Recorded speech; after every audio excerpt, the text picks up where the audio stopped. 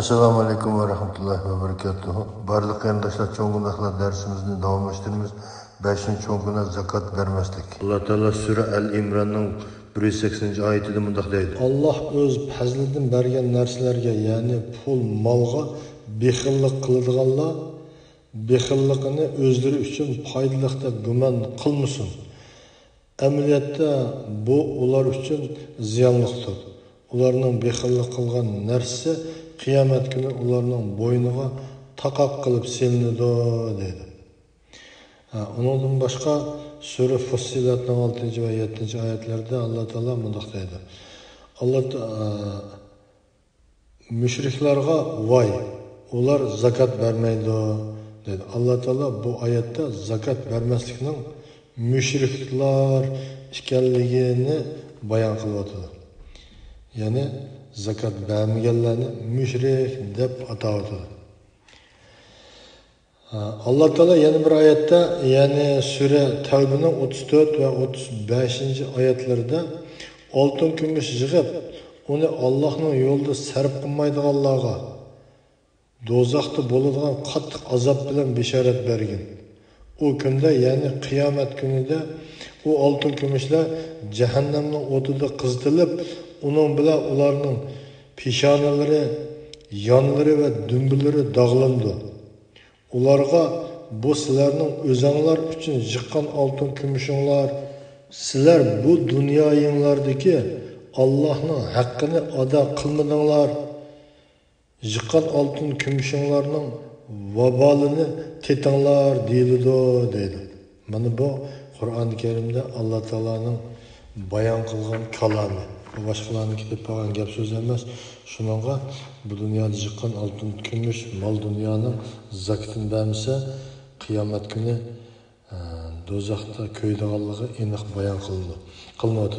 Payg'ambar sallallohu alayhi vasallam zakati berilmagan oltin kumush qiyomat kuni o'tdan yapılaq taş altı keltirilib cehennem o'tida qizitiladi. Ondan egisining zakat bermagan kishining peshonasi, ikki beqini ve dümbüsü dağlandı. Bu yapılaq taşlar her qatim soğuşqa başlasa qayta qizitilib miqdori dünya kunlaridan 50 ming yilga teng keladigan qiyomat kunida Allah Teala xalq orasida hukm chiqargan ve aşı oltin kumushning egisi yo'lning ya cennet ya do'zax ekanligini ko'rganga qadar davomli dog'lanib turdi dedi.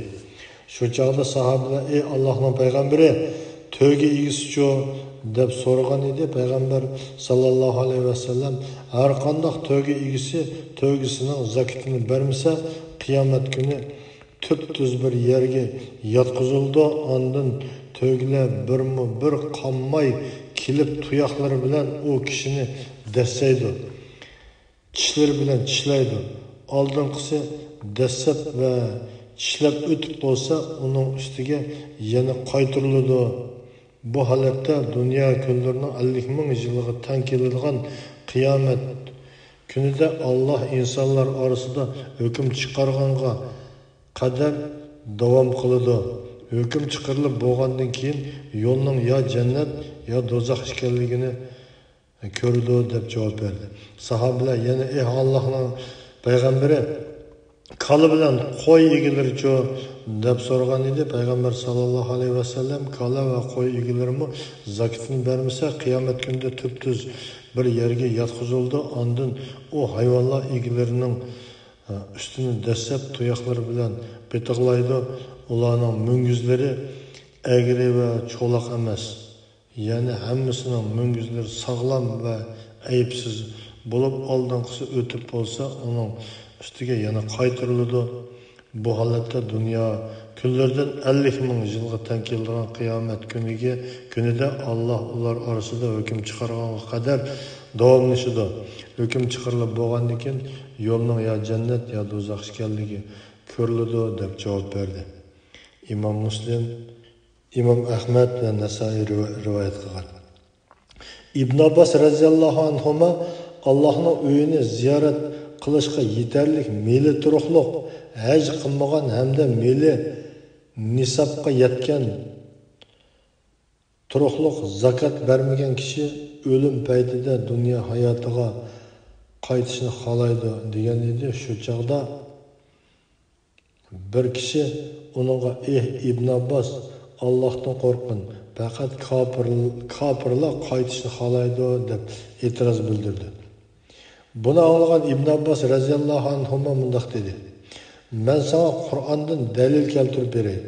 Alloh taolo Sura Munafiqunning 10-oyatida mundaq deydi: Biringlarga o'lim kelib, Parvardigorim nimishqa meni yana ajilimni bir oz kechiktirmading, sadaqa qilib yaxshilardan bo'lar edim deyishdan burun o'zinglarga rizq qilib berilgan narsalarni sadaqa qilinglar." Oyatdagi sadaqa qilib degan so'zning ma'nosi zakat berib degan bo'ladi. Yaxshilardan bo'lar edim degan so'zning ma'nosi haj qilar edim degan bo'ladi dedi.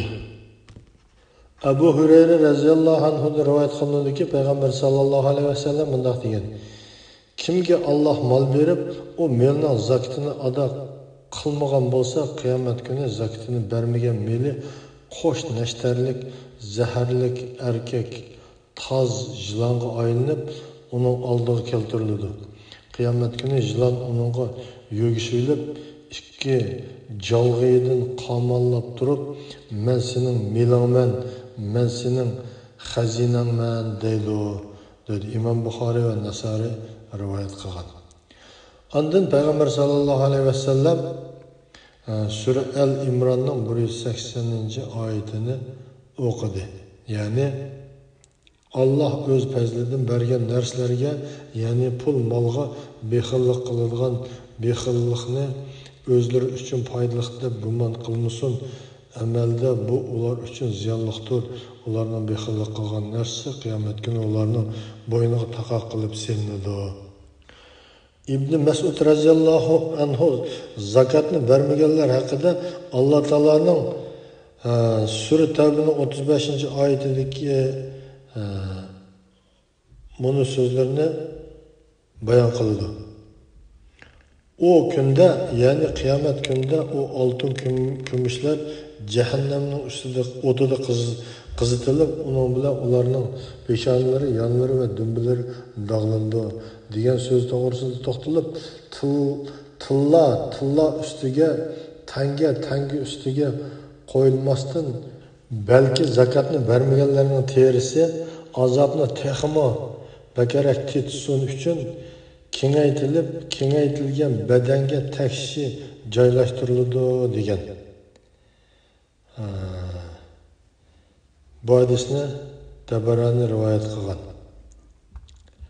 Agar biri dog'lash nima uchun peshona, beqin va dumbiga xos qilinadi deb so'rab qolsa, unga bunday javob beriladi: Bexil boy kambag'alni ko'rganda yuzini o'raydi, qopiqini turdi, beqinini chiqardi, uningga yaqinlashganda orqasini qilib oladi.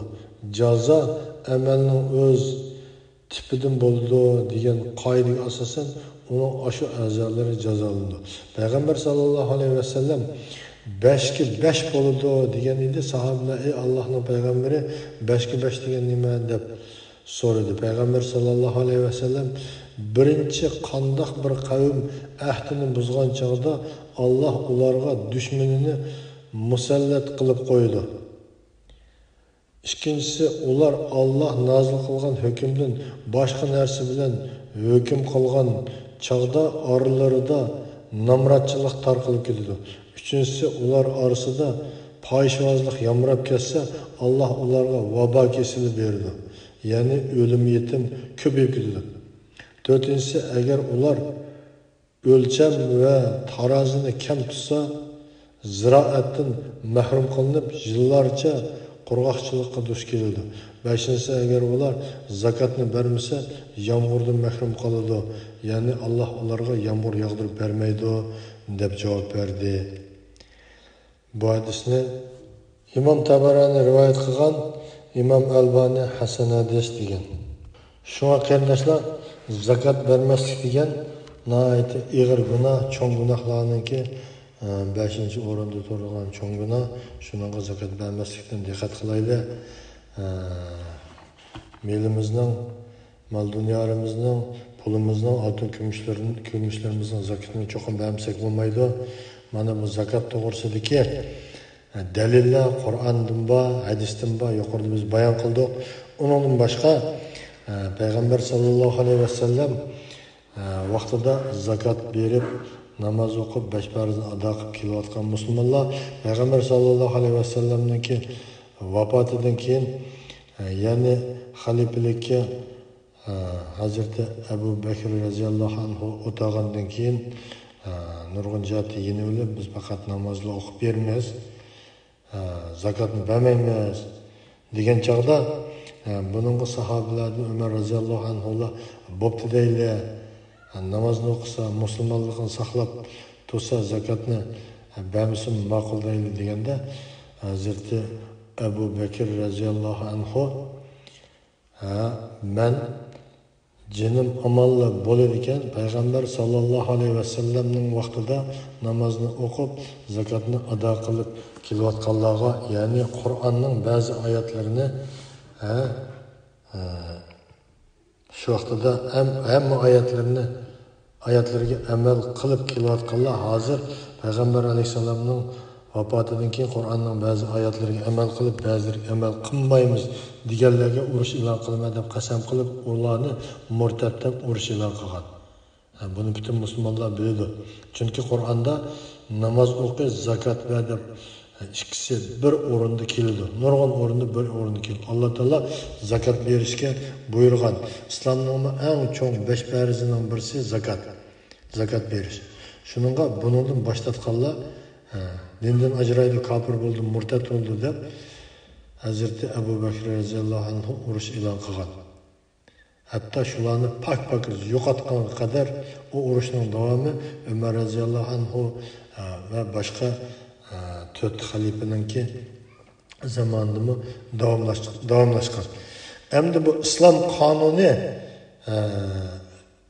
insoniyat tarixidan to'xtab qolgandan keyin hozirgidek demokratiya yana boshqa tuzumlar o'rnatilib, islom qonuni hozirgidek islom qonunini ijro qilayotgan biror davlat bo'lmagandan keyin bu masala salqarilib